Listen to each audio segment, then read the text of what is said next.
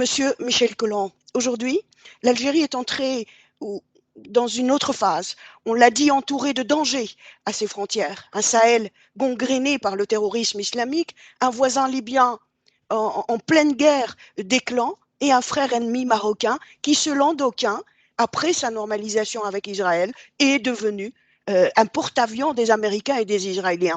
Est-ce que l'Algérie doit craindre pour sa stabilité, Monsieur Michel Colomb? Est-ce que ce contexte, ce nouveau contexte, constitue une menace forte sur l'Algérie, selon vous? La normalisation entre Israël et une série de régimes arabes qui a été lancée spectaculairement par Trump, mais qui est en réalité un projet de tous les présidents des États-Unis, et Biden continue dans la même voie en fait. Cette normalisation, cette en fait soumission de plus en plus forte à Israël est très inquiétante, oui, pour le Maghreb et pour d'autres régions. On voit qu'en fait, Israël joue un rôle très très important à l'international. La version officielle médiatique en Occident, c'est voilà, Israël est un pauvre petit pays encerclé, attaqué par tous les méchants arabes qui l'entourent, donc Israël doit se défendre, il se préoccupe de sa survie.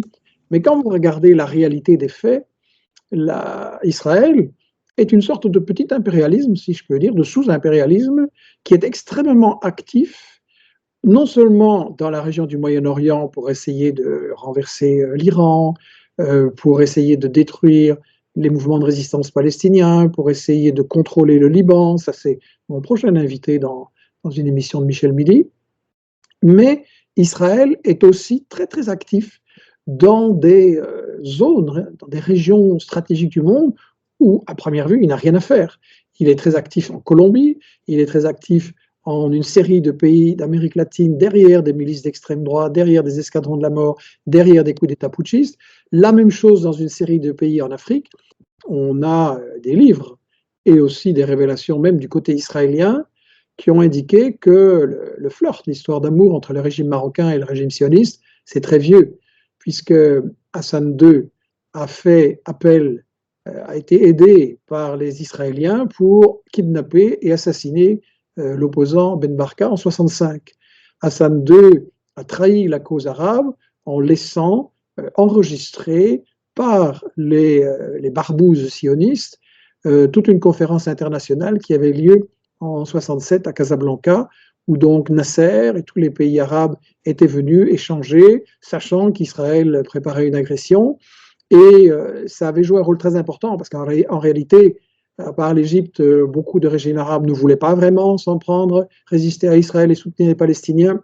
Et donc, dans la conférence, on avait surtout entendu l'impréparation, les divisions entre les pays arabes et le fait que si Israël attaquait, il n'aurait pas une résistance à la hauteur. Et donc, ça a été une aide très, très précieuse pour Israël pour déclencher cette guerre et coloniser encore un peu plus la Palestine et devenir le flic de la région.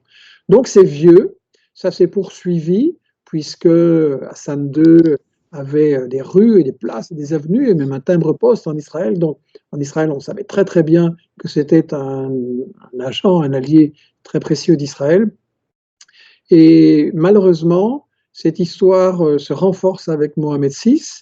Et je pense qu'il faut comprendre que si Mohamed VI collabore à ce point avec Israël, ce qui est à l'encontre de toutes les convictions du peuple marocain, qui, comme tous les autres peuples arabes et musulmans, défile régulièrement quand Israël agresse la Palestine et démontre sa solidarité, ben voilà, on a un régime qui pense et agit exactement le contraire de sa population. C'est quand même la définition d'un régime qui n'est pas démocratique.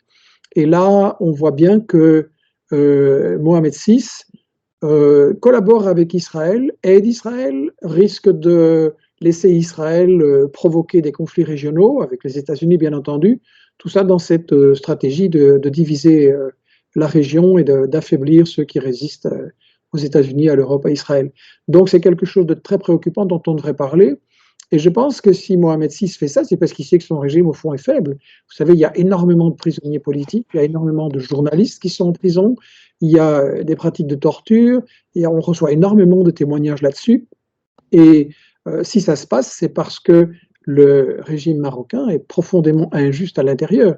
Vous avez un très grand appauvrissement de la population qui touche particulièrement les femmes, et vous avez de l'autre côté des richesses très importantes, à commencer par celle du roi et de sa cour, bien entendu, qui s'approprient les richesses, je pense au phosphate, je pense à la pêche, je pense aux différentes richesses et au travail de tous les Marocains.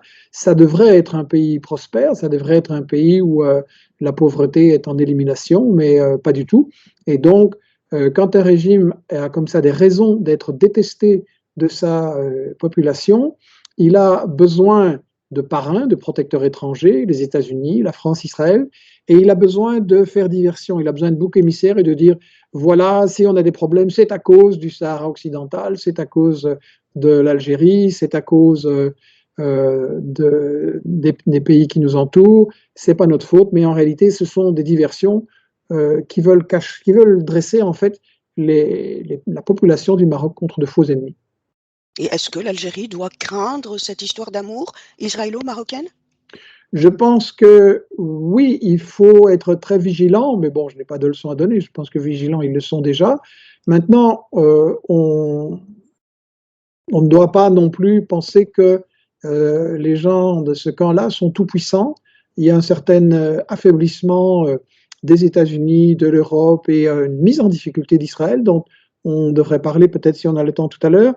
Mais en tout cas, je pense qu'il faut sans paniquer voir que on est dans la pression pour faire capituler la souveraineté de l'Algérie. Je lisais hier un article du Jerusalem Post qui disait que voilà, les Algériens sont extrêmement inquiets de la collaboration entre Israël et le Maroc, inquiets sur le plan militaire déjà. Je crois que ça fait partie des moyens de pression pour justement créer la panique, etc. Donc je dirais vigilant, oui, et en panique, non.